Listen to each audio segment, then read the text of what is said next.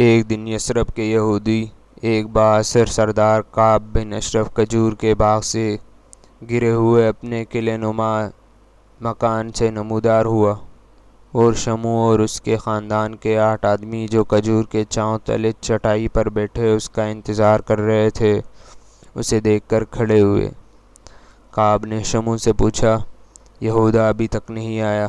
شمو نے جواب دیا، جناب میرے غلام نے اس کو آپ کا پیغام پہنچا دیا تھا اور اس نے بہت جلد آنے کا وعدہ کیا تھا، لیکن آپ جانتے ہیں کہ وہ ایک بدمزاج آدمی ہے۔ آپ ذرا سختی سے بات کریں، ان لوگوں کی یہ جرأت نہیں ہونی چاہیے کہ ہمارے مقروض ہو کر ہمیں آنکھیں دکھائے۔ پچھلے مہینے میں اس کے پاس گیا تھا تو وہ لڑنے مرنے کے تیار ہو گیا تھا۔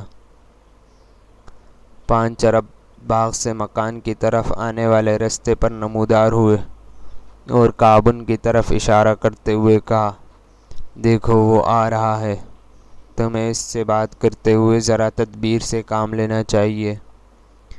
اوس اور خزرج ایک طویل جنگ سے تھکا دیا ہے، اور ان کے کئی سردار لوگ در پر وہ مسلح کے لیے کوشاں ہیں۔ مجھے ہمیشہ اس بات کا اندیشہ رہتا ہے کہ اگر ان کی لڑائی ختم ہو گئی تو وہ کسی دن ہمارے خلاف متحد نہ ہو جائیں۔ ہمیں کسی فریقوں کو بھی اس قدر آزاد نہیں کرنا چاہیے کہ وہ مایوسی اور بے بسی کی حالت میں اپنے دشمن سے مصالحت کرنے پر آمادہ ہو جائیں۔ یہودا اور اس کے ساتھیوں کو قریب آتے دیکھ کر یہودی خاموش ہو گیا۔ یہودا کی داڑھی کے نصف بال سفید ہو چکے تھے، تاہم اس کے بھاری جسم اور براعت چہرے سے تندرستی اور توانائی متشرح تھی۔ اس کا دایاں بازو کہنی کے اوپر سے کٹا ہوا تھا، اور پیشانی اور بائیں گال پر پرانے زخموں کے نشان تھے۔ اس کے بائیں ہاتھ میں ایک مضبوط لاٹھی تھی۔ باقی 4 افراد، جن سے 2 کی عمر 15 اور 18 برس کی درمیان معلوم ہوتی تھی اور 2 یہودا کے ہم عمر تھے، تلوار سے مسلح تھے۔ یہ لوگ کعب کے اشارے سے یہودی کے قریب بیٹھ گئے، اور کعب نے ان کے سامنے بیٹھتے ہوئے کہا، یہودا میں حیران ہوں کہ تم امن کے دنوں میں مسلح آدمیوں کے پہرے میں باہر نکلتے ہو۔ یہودا نے جواب دیا، میرا خیال ہے کہ خالی ہاتھ کے مقابلے میں تلواریں امن کی بہتر ضمانت ہو سکتی ہیں۔ ایک یہودی نے کہا، احتیاط بری چیز نہیں۔ برسوں ہوں خرچ کے 3 آدمی ہتھیار بند شہر پر پھر رہے تھے۔ کعب نے کہا، یہودا شمو کو شکایت ہے کہ تم نے اس سے بدعہدی کی ہے۔ میں چاہتا ہوں کہ تم آپس میں صلح کر لو۔ یہودا کا چہرہ غصے سے لال ہو گیا۔ اس نے قہر آلود ہو کر شمعون کی طرف دیکھا اور کہا، میں نے اس کے ساتھ کوئی بدعہدی نہیں کی۔ شمعون نے کہا، جناب اس نے میرا قرض ادا کرنے کے بجائے اپنے گھوڑے کہیں باہر بیچ دیے ہیں۔ یہودا نے شمعون کے بدلے کعب کی طرف متوجہ ہو کر کہا، جناب میں نے اس کا قرض ادا کرنے سے انکار نہیں کیا، صرف چند ماہ کی مہلت مانگی ہے۔ شمعون نے کہا، اگر تم اپنے گھوڑے دوسروں کے ہاتھ بیچنا چاہتے ہو تو تمہیں مہلت کیوں دوں؟ میں اس دن کا انتظار کیوں کروں جب تم اپنا باغ، جانور اور گھر کا تمام اثاثہ بیچ کر کہیں بھاگ جاؤ گے؟ یہودا خون کا گھونٹ پی کر رہ گیا، اور کعب نے فوری مداخلت کی ضرورت محسوس کرتے ہوئے کہا، شمعون تمہیں ایک معزز آدمی سے اس طرح بات نہیں کرنی چاہیے۔ میں یہودا کو جانتا ہوں، اور مجھے یقین ہے کہ وہ تمہارا ایک ایک پیسہ ادا کر دے گا۔ اس کے بعد یہودا نے شکایت کے لہجے میں کہا، میں نے جو رقم اس سے لی تھی، اس نے 3 گنا سود ادا کر چکا ہوں، اور یہ کہتا تھا کہ میں اس سے اپنے 8 بہترین گھوڑے دے دوں۔ تو بھی سود کا صرف بقایا رقم پورا ہو سکے گا، اور میں یہ چاہتا تھا کہ اس کا پورا حساب چکا دیا جائے۔ پچھلے دنوں شام میں گھوڑے کی بہت مانگ تھی، اس لیے میں نے گھوڑے وہاں بھیج دیے تھے۔ کعب نے کہا، اگر تمہارا یہ خیال تھا کہ شمعون تمہارے گھوڑے کی قیمت کم لگاتا تو یہاں کسی اور کے ہاتھ فروخت کر دیے ہوتے۔ یہودا نے کہا، اگر وہ تمہارے گھوڑے میرے اپنے ہوتے تو میں شاید یہی کرتا، لیکن ان میں میرا بھتیجا عاصم بھی حصے دار تھا، اور وہ انہیں یہاں نہیں یہاں بیچنے کے بجائے شام لے جانے پر بضد تھا۔ اس کی اصرار کی وجہ یہ تھی کہ ہمیں اسلحے کی بہت ضرورت تھی۔ عاصم شام میں گھوڑا بیچنے کے بعد تلوار خرید کو لائے گا، اور ہم یہاں اپنی ضرورت سے زائد تلواریں اپنے قبیلے کے لوگوں کے ہاتھ بڑی قیمت میں فروخت کر سکیں گے۔ پھر میرے لیے شمعون کا قرضہ اتارنا مشکل نہ ہوگا۔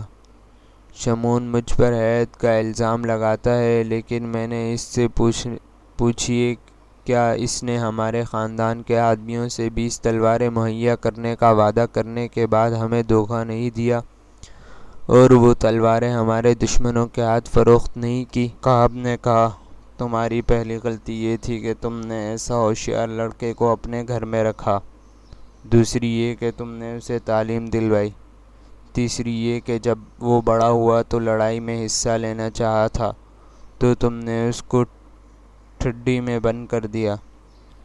ایک یہودی نے کہا، جناب، ادس کے ایک معمولی خاندان کا لڑکا ہمارے لیے کسی پریشانی کا باعث نہیں ہو سکتا۔ اول تو وہ خزرج کے کسی نوجوان کے ہاتھوں قتل ہو جائے گا، ورنہ ہم اسے نبٹ لیں گے۔ کعب نے جواب دیا، میں اس کے متعلق پریشان ہوں۔ میں یہ سوچتا ہوں اگر ادس کے ایک نوعمر لڑکے کے دماغ میں ایسے خیالات پرورش پا سکتے ہیں تو ممکن ہے کہ کچھ دن میں اور بھی کئی لوگ ہمارے متعلق اس طرح سوچنے لگیں گے۔ یثرب کے یہودی کی نجات اسی میں ہے کہ اس کو اوس اور خزرج ایک دوسرے سے ٹکرا کر فنا ہو جائیں۔ عربوں میں صلح کی نوبت اس وقت آتی ہے جب ایک شکست خور فریق ہر طرف سے مایوس ہو کر اپنے نقصانات کے متعلق سوچنے پر مجبور ہو جاتا ہے۔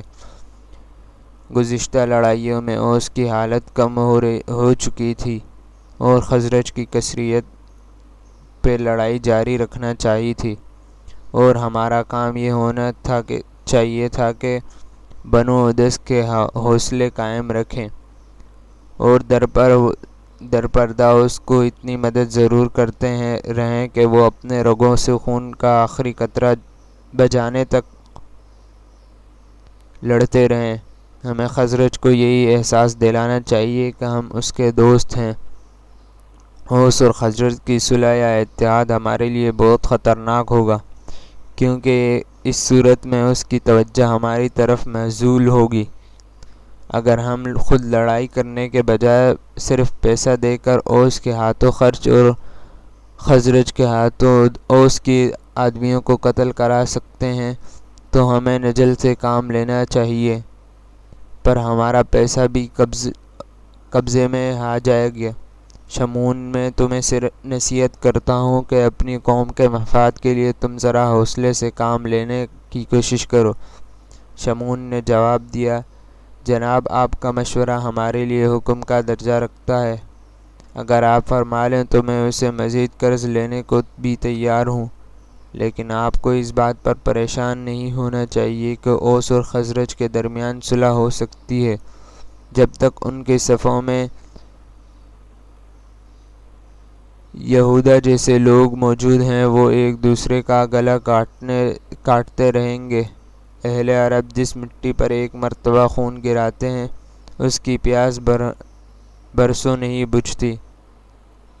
یروشلم سے آگے بنو کلب اور بنو عسفان کے تاجروں کے ہمراہ ایک طویل سفر کے بعد عاصم کا راستہ جدا ہو گیا، اور پھر ایک روز غروب آفتاب کے وقت وہ سنکلاہ چٹانوں اور روایتی کے ٹیلوں کے درمیان ایک تنگ وادی میں گزر رہا تھا۔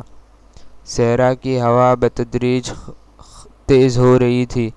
عاصم نے اچانک اپنا گھوڑا روکا اور مڑ کر عباد کی طرف دیکھتے ہوئے کہا، اب ہم آگے نہیں جا سکتے، میرا گھوڑا بہت تھک گیا ہے۔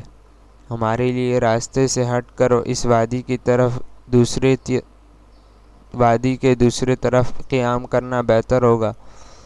تم یہیں ٹھہر جاؤ، میں کوئی موزون جگہ دیکھ کر ابھی آتا ہوں۔ عباد نے کہا، میں خود آپ سے یہی کہنے والا تھا کہ ہمیں ٹھہرنا چاہیے۔ آج سے کوئی 20 سال پہلے جب پہلی مرتبہ آپ کے والد کے ساتھ شام کے سفر پر گیا تھا تو واپسی پر ایک رات یہیں قیام کیا تھا۔ یہ عجیب اتفاق ہے کہ اس وقت بھی ہم شام میں گھوڑے بیچ کر آئے تھے، لیکن اس وقت ہم تنہا نہ تھے، ہمارے ساتھ یمن کے تاجروں کا قافلہ تھا۔ وہ دن بہت اچھے تھے، ہمارے ساتھ قبیلہ خزرج کے چند آدمی بھی سفر کر رہے تھے اور ہمیں ایک دوسرے سے کوئی خطرہ نہ تھا۔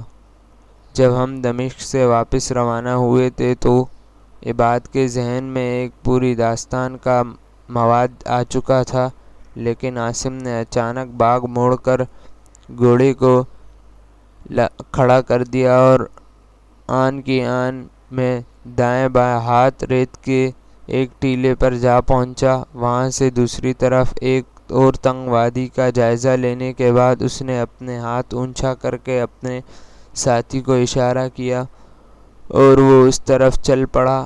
عاصم گھوڑے سے کود پڑا اور اس کے باگ پکڑ کر ٹیلے سے نیچے اترنے لگا۔ عباد نے کہا، اگر آپ نے اسے پناہ دے چکی ہیں تو اتنا ضرور یاد رکھیے، آپ حبیرہ کے بھتیجے اور سہیل کے پوتے ہیں۔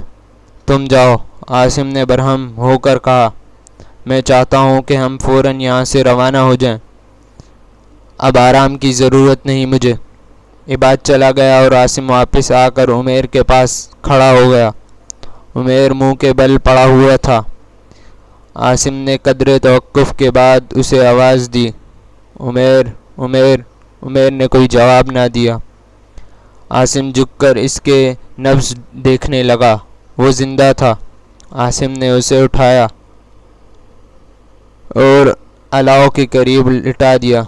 الاؤ میں جلنے والی لکڑیاں انگار میں تبدیل ہو چکی تھی اور کچھ ہو رہی تھی۔ عاصم نے ایک اونٹ کا پلان اتارا اور انگاروں کے اوپر رکھ دیا۔ جب آگ کے شعلے بلند ہونے لگے تو عمیر کی طرف متوجہ ہوا۔ عمیر نے کراہتے ہوئے آنکھ کھولی اور ادھر ادھر دیکھنے کے بعد اپنی نظریں عاصم کے چہرے پر گاڑ دیں اور نخیف آواز میں کہنے لگا، مجھے معلوم تھا کہ تم مجھے اس بیچارگی کی حالت میں چھوڑ کر نہیں جاؤ گے۔ تمہیں یاد ہے ایک دفعہ تم نے شمعون کے سامنے کہا تھا کہ وہ دن دور نہیں جب بنو اوس اور بنو خزرج متحد ہو کر یہودی کے خلاف جنگ لڑیں گے۔ مجھے یقین ہے کہ وہ دن ابھی دور نہیں۔ عاصم نے کہا،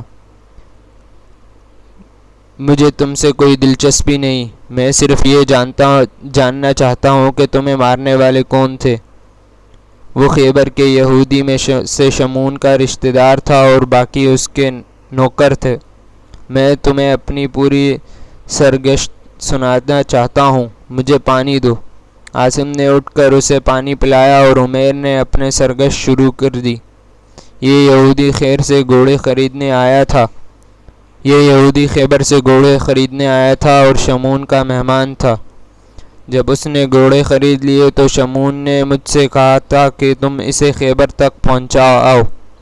میرا باپ شمعون کا رہا سہا قرضہ چکانے کا انتظام کر چکا تھا اور میں اسی ہفتے اس سے رہا پا کر اپنے گھر جانے والا تھا، لیکن شمعون نے اتنا اصرار کیا کہ خیبر کے یہودی کے ساتھ جانے پر مجبور ہو گیا۔ یہودی نے اپنے طرف سے ایک معقول معاوضے کی لالچ دی تھی مجھے۔ یہ فیصلہ رات کے وقت ہوا تھا اور میں چاہتا تھا کہ روانگی سے پہلے اپنے گھر آؤں، لیکن ہمارا قافلہ پچھلے پہر رواں ہو گیا تھا اور مجھے اپنے گھر کو بتانے کا موقع ہی نہ ملا۔ میں خیبر جا رہا ہوں، یہ جگہ ہماری دوسری منزل تھی۔ ہم یہاں غروب آفتاب کے بعد پہنچے۔ کھانا کھانے کے بعد یہودی نے مجھ سے کہا تم سو جاؤ، پہلے پہر میرے آدمی پہرا دیں گے، اس کے بعد تمہیں جگا دیا جائے گا۔ پھر الاؤ کے پاس سو گیا۔ کچھ دیر بعد مجھے کسی نے پاؤں کی ٹھوکر سے جگایا۔ میں نے آنکھ کھولی تو میرے ہاتھ پاؤں جکڑے ہوئے تھے اور یہودی نے اس کے نوکر میرے چاروں طرف کھڑے تھے۔ یہودی نے مجھے گالیاں دی اور اس کے نوکر مجھ پر ٹوٹ پڑے۔ عاصم نے پوچھا خیبر کے یہودی کو تم سے کیا دشمنی تھی؟ عمیر نے جواب دیا اسے مجھ سے کوئی دشمنی نہ تھی، لیکن شمعون مجھے کسی بہانے گھر سے دور بھیج کر قتل کروانا چاہتا تھا اور مجھے روانہ ہوتے وقت یہ بات معلوم نہ تھی۔ میں آپ کو پورا واقعہ سناتا ہوں۔ شمعون نے اپنی بیوی کی موت کے بعد خیبر کے ایک نوجوان لڑکی سے شادی کی تھی۔ اس بدقسمت لڑکی نے شمعون کے غلام سے ناجائز تعلقات پیدا کر لیے۔ ایک رات میں نے انہیں مکان سے باہر باغ میں پکڑ لیا۔ وہ میرے پاؤں پر گر پڑی اور مجھے اس عورت سے زیادہ غلام کی بے کسی پر رحم آ گیا، اور میں نے اس سے وعدہ کیا کہ اگر آئندہ تم نے اس کو شرمناک حرکت نہ کی تو میں تمہارا راز فاش نہیں کروں گا۔ اس کے بعد چند دن خیریت سے گزر گئے، لیکن پھر شمعون کی بیوی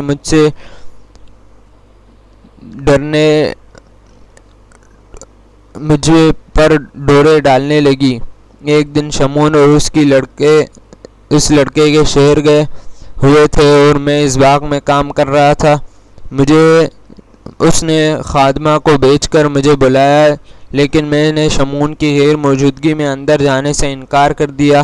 رات کے وقت ڈیڑھ کے باہر سو گیا